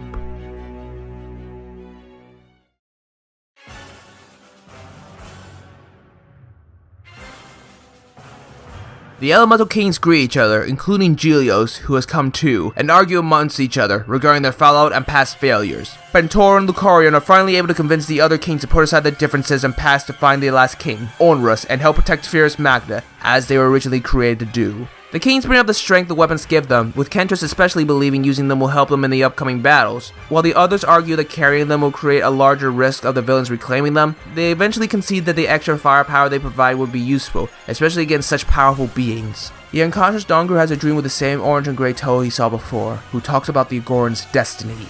Before he can question it though, he comes to, finding himself in a cage. He watches a few Agoran being experimented on by the Zengon, with their consciousness being transferred into robotic bodies. The heroes try to escape, but the energy barriers around them seem to reflect back any damage thrown at them. The group are then confronted by their captor, a robotic being named Hirono. Hirono explains that he believes transferring one's consciousness into a robotic body will make them immortal, and should be a gift to everyone in Spherus Magna. While he's been testing this on individuals for years, now the process has been perfected. He and his army have been working on a machine to do this to everyone in Spherus Magna at once, while gathering enough quaza and building enough metallic bodies to make this possible. While his prisoners protest, he leaves to finalize his plan, with Dongru being planned as the next one to undergo transformation in the meantime. Knowing they have limited time, the group tries to forge a plan, using Dongru's planned transformation to their advantage. As Vincali tracks Alpha's team, he is confronted by Lazarak, who attacks him for not killing Darren. Vincali, fearing for his life, apologizes and promises to kill the Shadow Goron the next time they meet.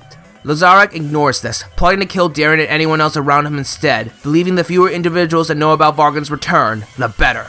Appealing to the deadly sin of Sloth's lazier side, Vincali offers to steal the Silver Fist himself if it is found, while keeping the other code members in the dark regarding Vargon. Lazarak agrees, but orders him to kill the others if they find out, or else the creature will claim his life. Vincali leaves, hoping to find Darren to kill him.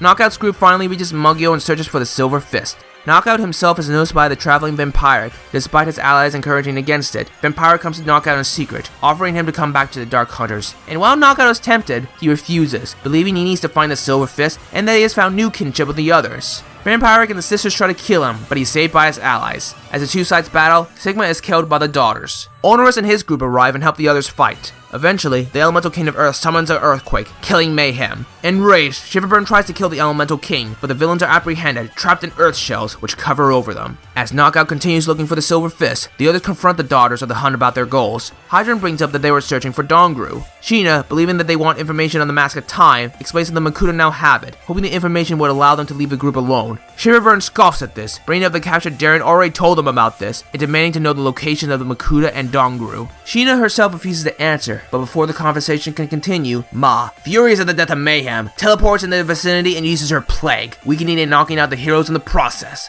Only Knockout, who found the fist and was out of the radius, is unaffected. Ma attempts to use the plague to kill the heroes, but Mammoth mentions that Sheena seems to know Dongru, whom Emperor is searching for, and that the group could be used for interrogation. Ma reluctantly agrees and the group teleport away, bringing up the base's location in the utteral depths. Michela's group arrives and notices Knockout with a fist and attacks him, believing he is trying to steal it. Gerir notices an earpiece that fell off of Sheraz and is able to use it to get in contact with Krogan. After Kratos recognizes Knockout's voice, Michela is convinced that the mugging is on their side, though Knockout is still annoyed with being attacked. The two groups agree to meet up and travel to the Dark Hunter's base to save their allies. Vincali watches the events from a distance. He considers taking the fist, but overhears Michela discussing how she is a Shelas. Knowing their history and believing she could be a good defense against Lazarak, he reveals himself and offers his assistance. Michela is wary, but Knockout, knowing he is part of Code, accepts his assistance. Lucari and Morgana go to grab ANT9, who is playing by himself, but a group of Zengon, led by their general, KN1N, arrive. The three battle the robots, but the Zengon are able to grab ANT9, teleporting him away. Before teleporting away, Morgana is able to use her psionic abilities to read the minds of the Zengon, and while the robotic minds are hard to understand, she hears the term Pector Nui over and over. Krogan argues whether or not trying to save ANT9 is worth it, but Lucarian is able to convince him to lead a small team to save him. Ray teleports Lucarian, Mika, Morgana, Haran, and Magmoor to Pector Nui, before taking the others to reunite with Michela's group, who then teleport to the Dark Hunter's base. Encircling, Crest talks with Warlocks, despite her best efforts to avoid him. He brings up that as the new deadly sin of greed, Warlocks should learn how to tempt others into giving up their souls, allowing Vargon to receive even more negative energy, and thus making him more powerful when he's finally freed. Warlocks is uneasy about working with Cracks again, but eventually agrees. Omega follows the Skrull to his camp, now outside the flooded Capora, and watches a furious Scarus, who is making plans to get his revenge. Omega notices Kratos approach him, with Warlocks hiding in the shadows. While Omega's confused by Warlocks' new form, he recognizes her mask and several of her features. Kratos offers to make Scarus and his army more powerful, allowing them to get their revenge. Scarus agrees, and the deadly sin of wrath signs his heart. Kratos mentions that Poldrin and Salgred, the two behind the plan to flood Capora, are now in the utteral depths. As Kratos leaves, the Skrull watch in confusion and fear, but are too afraid to speak out, save for one individual, who is decapitated by the general. Scarus then orders the army to prepare to head out. As Scarus and his army leave, Omega tries to contact Alpha, but hears radio silence. He's finally able to contact Vincali, who is headed to save the other members of Code. Omega decides to follow the army in the meantime. After returning to Circle with Warlocks, Kratos notices Morath.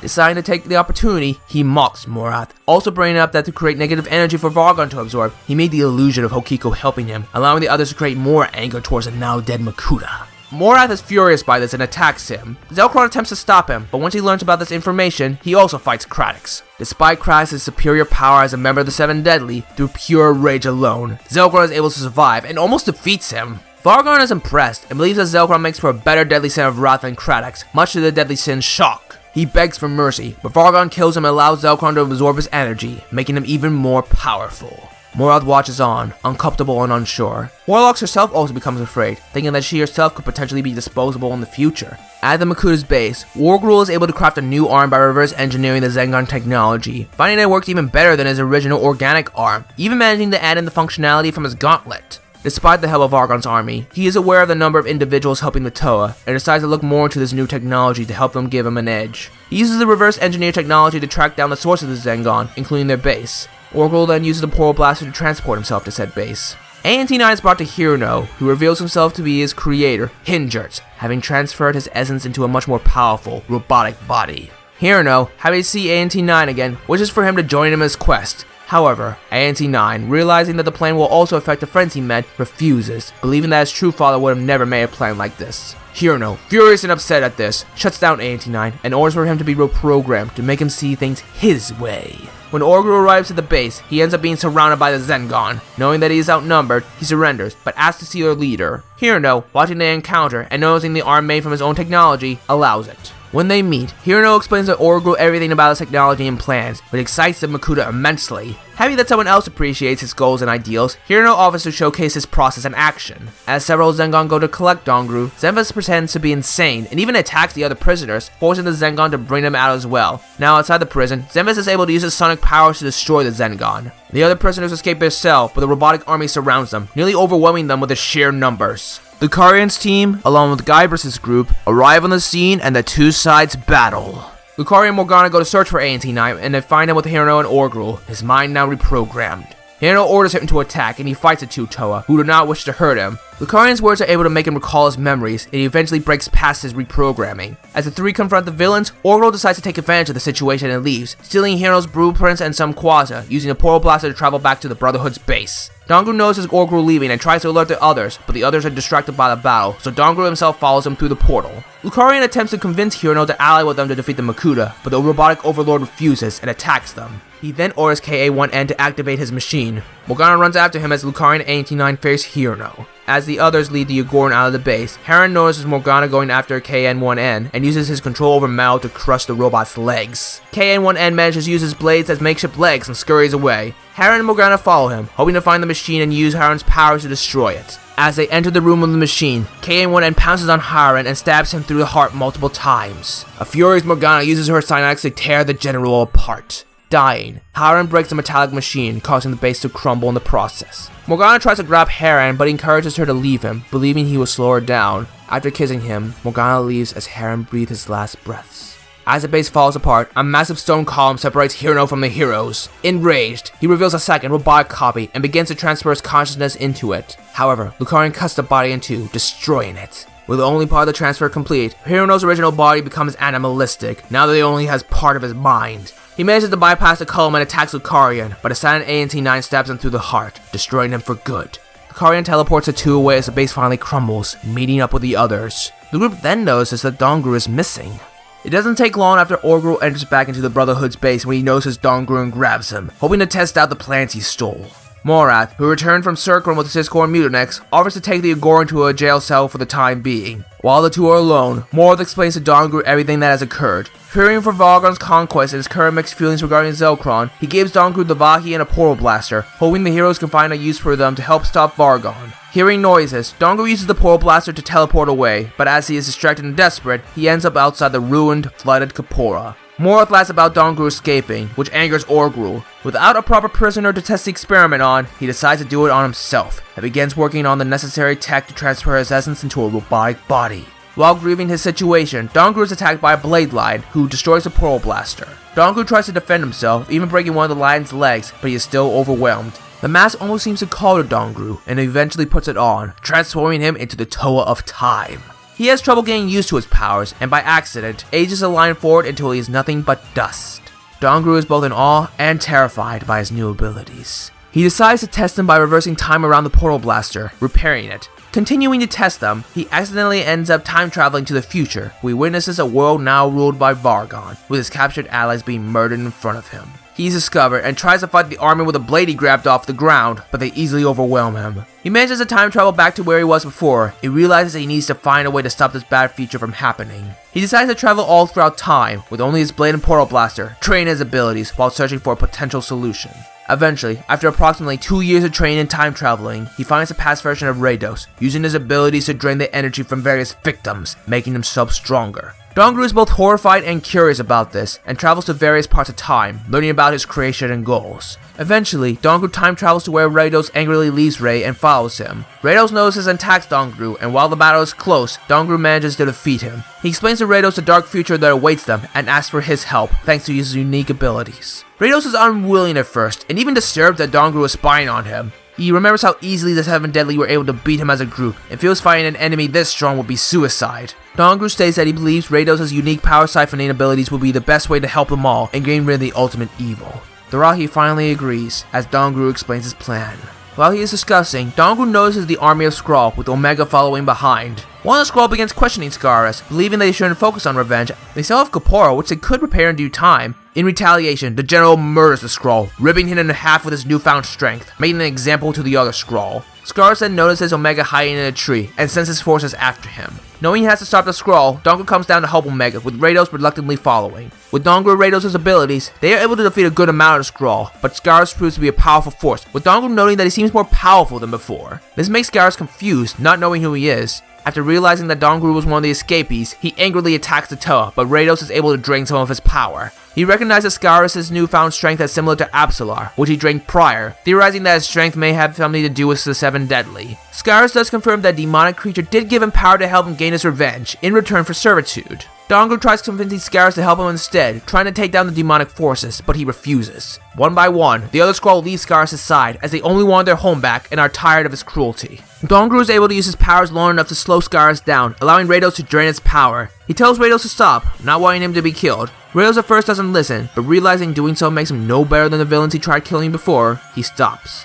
The weakened Scaris still tries to strike back, but Omega stabs him through the heart, finally killing him. Now with their leader dead, the Skrull offer to help Dongru in return for a new home. He agrees and explains his plan. Zelkron arrives back at the Brotherhood's base and asks Mutinex about a special device, the Anter-Orb, that he and Orgrill were working on. Mutinex is confused why he wishes for it now, but agrees and gives it to him. Orgrill then appears, having performed the robotization experiment on himself, his essence now inside a more powerful, robotic body. Zelkron is impressed by the process, but declines Orgrill's offer to roboticize the other Makuta. It then tells the others to get ready for the upcoming battle. Back at the Dark Hunter base, Ma and the Daughters of the Hunt arrive and bring the new prisoners, locking them with the others, save for Sheena, whom they take to Emperor for interrogation. Mammoth stays behind with Firefly to watch over the prisoners. Mammoth notices Firefly's irritation, which only makes him more agitated. Even Poldrin takes notice. Firefly finally snaps, bringing up that some of the Toa they just caught were ones he fought back at the original base, and expresses disdain towards them, given how the explosion that took out their last base also killed Turbo, his closest friend. Mammoth herself shows sympathy, bringing up her sister, Mayhem, who died in the previous battle, casting a hateful eye towards Onerus. Pauldron speaks to Firefly, explaining that the fault of the explosion lies more in the antivirus that Tinkerer used, and none of them would have known the results of the destruction of the portal blasters. Firefly is still angry and doesn't respond, but deep down, knows that Pauldron is correct. Emperor tortures Sheena for information, hoping to know the location of Makuta's base, and by extension the Mask of Time. Despite her not knowing, she accidentally brings up Onerus's name. Emperor recognizes the name as one of the Elemental Kings, and orders Saber to grab him. Saber himself is confused, explaining that they were planning to use a device to steal the powers of the Elemental Kings, but that was destroyed when the original base crumbled. Before Emperor can argue with him, the hunters are attacked by Lazarak. As the group bow, Sheena's shackles are destroyed and she scurries off to find the others. Vampiric himself is murdered by the serpentine creature.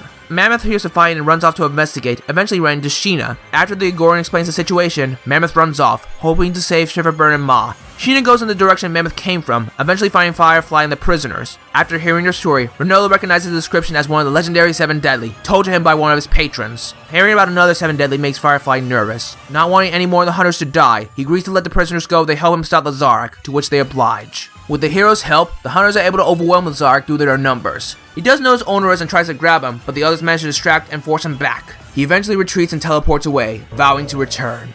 Now with Lazarak temporarily dealt with, Firefly tries to thank the heroes, but Emperor attacks them. Firefly tries to explain the deal he had with them, but Emperor doesn't care and knocks Firefly aside. Mammoth watches in silence, unsure how to respond. She appreciates the heroes helping save her family, but knows she works for Emperor. Ma prepares to knock the heroes out with her plague, but Kroga's group enter and fight the hunters. Furious at Emperor, Firefly decides to help the heroes, though he is still not happy to see Toluca, who cut the portal blasters, causing the earlier explosion. Back at Eternatus' destroyed base, but Lucarian and Mika know they are too weak to teleport the group such a long distance to where their allies are, and Rey is with them, taking out the possibility of helping them. Morgana, with all her might, is able to telekinetically reach out to Rey, who manages to teleport to their location and teleport them to the battle against the hunters. As Lucarian Groose joins the fight, he tells Renola and Renala to lead the rescued Agoran to safety. Renola suggests traveling to their bar, hoping they will keep them away from the battle. Rey teleports them before going back, though after all the teleportation, it has started to become tired. Regardless, it tries to help out during the battle. While the battle seems to be on the side of the heroes now, Lazarak reappears with the other 7 Deadly and Makuta. Prothran orders the army to capture the Elemental Kings and the Silver Weapons. Emperor, noticing Zelkron among the Horde, attacks them. Despite the assistance of Ma, Zelkron is able to defeat them easily and decapitates the leader of the Dark Hunters.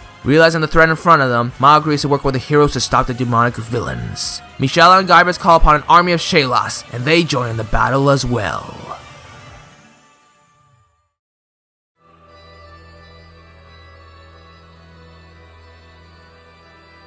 Mishala orders everyone to protect the kings, but Gilios and Silar, not believing they need protection, head off on their own to fight the army, much to the dismay of Argion and Bentoro. During the battle, Lazarak notices Vincali and attacks him. However, the other members of Code, along with Knockout, help him. Knockout himself wields the Silver Fist and is able to hold his own against Lazarak. Darren rushes to help, but notices Celeson, the same robotic spider that attacked him, attached to Vincali's back. Lazarak decides to take advantage of the situation, and brings up that Vincali sold his soul years ago to Lazarak, and has been working for him ever since. This angers Darren and Alpha, who attack the guilty Vincali. The others deal with Lazarak, who is easily able to overwhelm them without the extra help. Sheena finds Darren and tells him to stop, not wishing for him to succumb to his shadow Mator inside, telling him that Dongu will be disappointed. Darren knows she is right and backs off, with the confused Alpha doing the same. Vincali himself apologizes for his actions and wishes to amend. He does offer an idea to get rid of Lazarak once and for all. While Alpha is reluctant to let Vincali go, Darren and Sheena are able to convince him to go along. While the others distract Lazarak, hoping to turn the tide of the battle, Vincali sends Celis on to bite the bean, weakening him, allowing the others to get a few good hits in. Despite being weakened, Lazarak grabs Vincali and threatens to kill him if the others do not back off. Vincali, however, holds up a detonator as Celeson attaches herself to Lazarak, trapping him in her limbs. Vincali throws out an energy barrier around the 3 of them, blocking out his allies, and presses the button on the detonator. Celeson explodes with tremendous force and destroys all 3 of them, while keeping the others safe. While the others silently mourn Vincali's sacrifice, Orgrill takes the advantage and steals the Silver Fist from Knockout. Siskor, who was fighting nearby, accidentally knocks the fist out of Orgrill's hands, which bounces away. Orgrill battles the others for control over the fist. While the heroes put up a good fight, Orgrill's new body proves to be a powerful threat. Kraus prepares to battle Morath, but the Makuta tells him to focus on keeping the kings and weapons away from the villains, and leaves to fight some Shelas. Kraus is confused by this gesture, but seems to understand that Morath wishes to help them. As Firefly fights the enemy, Grutane attacks him, telling him that he should have taken his offer. Firefly continues to fight back, but the deadly sin of jealousy nearly beats him to death. However, Saber and Shiverburn arrive to help the Dark Hunter. The bean almost kills them all, but Ma, noticing one of her daughters in danger, angrily attacks him. However, even with her power, Grutane proves too powerful and beats her to near death. In one last attack, she uses the plague to overwhelm and kill him, before finally succumbing to her wounds. Firefly feels guilty for his feelings, admitting that he was jealous of Emperor's preference for the sisters over himself and the others, yet one of the sisters, Imma, helped save them. He and Shiverburn agree to reconcile, just as more Malgon and Azran show up. Twilight battles his way through the heroes, managing to kill Gora, and nearly kills Mammoth, but Poldrin attacks him. While Salakor tries to help him, the Malgon soldiers keep him away. Twilight proves too strong and is eventually able to kill the Toe of Stone. Salakor, now losing two parental figures in Nihil and Poldrin, snaps and violently attacks Twilight. Twilight is surprised at the Glatorian's rage, but overwhelms and nearly kills him, but Lucarian blocks the killing blow. The two battle until Zelkron flies in and carries Lucarian into the sky. They fight while flying, and despite Lucarian using the full extent of his abilities, Zelkron proves too powerful with his newfound strength, and almost destroys him. Zelkron leaves him battered and bruised, telling him to watch while his loved ones suffer, and flies off. Twilight fights Salgred again, but Krause joins him. Despite Twilight's demonic form, Krause tries appealing to him once more, but Twilight refuses. He takes advantage and nearly kills Krause, but Lucarian protects the Toe of Fire, with Salgred, Bankus, and Tamina joining in to help. After a long fight, the group are finally able to hold Twilight down. Salgred is more than eager to kill him, but Lucarian stops him, telling him that killing him would make him no better than Twilight himself. Twilight takes advantage and breaks free, but before he can do anything, Mammoth grabs him and beats him up. Shiverburn, taking notice, helps her sister and freezes the former Toa. Mammoth smashes the frozen Twilight, finally killing him. Despite her reluctance, Shiverburn does thank the Toa for stopping Twilight and protecting her sister, not wishing to lose her after Mayhem was killed. Before the two groups can continue, they are attacked by more Malgon and Azran. The Elemental Kings battle the other members of the Seven Deadly. While the Kings hold their own and almost defeat them, Shalak touches them with its staff, freezing them in place while swiping the Silver Blaster and Blade. Taking notice, Orgel manages to swipe the Silver Fist and teleports with his allies to Kininui. The Seven Deadly bring the Frozen Kings and the Silver Weapons into place, and at long last, Vargan is freed from Circrin and emerges through a portal to Kininui, now even more powerful than before after absorbing the hatred and sin over many millennia. Prothran notifies Vargan that Mishala and Guybrush, his former friends, are still fighting his army. The Fallen decides to travel there and destroy them as his first act. The Elemental Kings break free and try to attack, but are too late as the villains teleport away. The Kings start blaming each other again, believing that one of them was potentially a weak link in stopping the villains. Bentoro is eventually able to break them up, reminding them they can still find a way to stop Vargan. Dongu's group then notice the Kings and approach them. The Toe of Time explains his plan to the Kings, and they agree to follow his lead, desperate for any plan to stop the villains. After arriving back to the battle, Vargan and the Seven Deadly nearly decimate the heroes, and Vargan himself nearly kills Mishala and Guybrush, but Dongu's group appears, and the Toe uses his powers to slow Vargan down. The Seven Deadly try to help him, but the Elemental Kings ward them back, with the Skrull battling their army. Rados manages to grasp onto Vargan and begins draining his energy. Dongu tries to continue freezing the demon, but Vargan's strength is too much for even him, and the Toe of Time passes out. Vargan is eventually able to swat Rados away, but is clearly weakened. With some of Vargan's power transferred inside of him, Rados is actually able to hold his own, but Zelkron attacks him, using the Enter Orb to drain some of his energy. Ray is able to teleport Rados away before Zelkron can drain even more of his strength, but it is clear that the Rahi is weak. As Vargan goes over to Zelkron to command him to give him back some of his stolen strength, Zelkron uses the orb to drain Vargan's own power, eventually leaving him deathly weak and wheezing on the floor. Zelkron crushes the demon's head underneath his foot, killing him. He declares that he is done being used, betrayed, controlled. Everyone looks on, shocked at the results. The Seven Deadly attack him, but Munix, Orgel, and Shalak defend him, some out of loyalty, while others out of instinct to protect their leader. Morath explains to Lucarian that Zelkron, Munix, and Orgel crafted the Enter Orb to steal the strength of the Elemental Kings, thus giving them ultimate power. However, now knowing that the legends of Vargan are true, he believes Zelkron decided to use the orb on a much more powerful being, thus giving him even more strength. Munix and Orgel ask Zelkron to use the orb to share stolen power with the other Makuta. However, Zelkron, tempted by the immense strength housed in the orb, absorbs all the energy stored in it, becoming as powerful as Vargan. With this power, he destroys Garglass with a single blast of energy, leaving no trace of his body. Morath, horrified at the sight, calls out to Zelkron, expressing his concerns regarding the amount of power Zelkron yields. Zelkron snaps at him, upset that his closest friend is challenging his authority. Zelkron, frustrated at always being looked down upon by his peers, always being questioned, always being used and pushed around, decides to take over Spirits Magna on his own, with no one else there to betray him, now having the godlike power and strength to do so. He fires at Morath, but Mishala barely manages to block the blast, knocking her into Morath with tremendous force. Munix, terrified at Zelkron's speech, begs for Zelkron to spare him, promising to never betray him, but Zelkron snaps his neck instead. Shalax tries to swipe the orb, but Zelkron merges it with Chain Lightning. He then uses Chain Lightning again to kill the Malgon and Azran, ensuring they will not betray him either. Guybrush yells at the group, ordering them to fall back and regroup, but Mishala disagrees, believing they need to stop Zelkron before it causes any more damage, and attacks him. Zelkron duels the other Seven Deadly and Mishala, and kills the Deadly one by one, saving Warlocks for last, choking her to death. As she dies, Warlocks questions why Zelkron isn't bothering to drain the powers of the Deadly. Zelkron taunts her, believing that with the power of the Fallen, he has no need to drain the strength of beings lower than him. Zelkron breathes her last breath and passes away. Zelkron almost kills Mishala, but then notices Morgana. He decides to take advantage of the situation and teleport to her. Before she can even respond, he stabs her through the heart, killing her. As he hoped, this provokes Lucarian, and with his dark side controlling his anger, attacks Zelkron. However, Lucarian is but a mere flea to him, and Zelkron beats him within an inch of his life, promising to kill every other ally Lucarian has to allow him to suffer until the very end, already plotting the order of individuals he will slay. While Zelkron is talking, Mora takes the opportunity to swipe the orb, hoping to put an end to Zelkron's terror. Zelkron takes notice of this and fights Morath. The squid-like Makuta tries to reach out to Zelkron, asking as his friend to reconsider his actions. Zelkron pauses for a moment, but blasts a hole through Morath's chest, killing him. As he grabs the orb, Zelkron seems almost disappointed that he had to kill Morath, but is even more upset that his own friend betrayed him. Guybrush finally convinces M'Shala to retreat, and the armies begin to flee. Zelkron tries attacking the others, but Dongri uses the Vahi to slow him down. He tosses his Portal Blaster to Lucarian, telling him to use it to help the others escape. Dongri struggles to hold Zelkron back and passes out from exhaustion. Zelkron tries to destroy him, but is attacked by Ray and Rados. As Atoa help Dongru up, Rados tells the group that they will hold him off. Moto's Scroll, inspired by the efforts of the heroes, agree to hold Zelkron back. Other Shaylas offer to help too, and while Guybrush is reluctant, allows it. The heroes escape, and despite the two Rahi's best efforts along with the helping Skrull and Shaylas, they are all eventually killed. While satisfied with Vargon's power, Zelkron plans to go after Aureus next, hoping to steal his own, even greater power. All he needs is a way to Hilaria, or a way to lure Aureus in.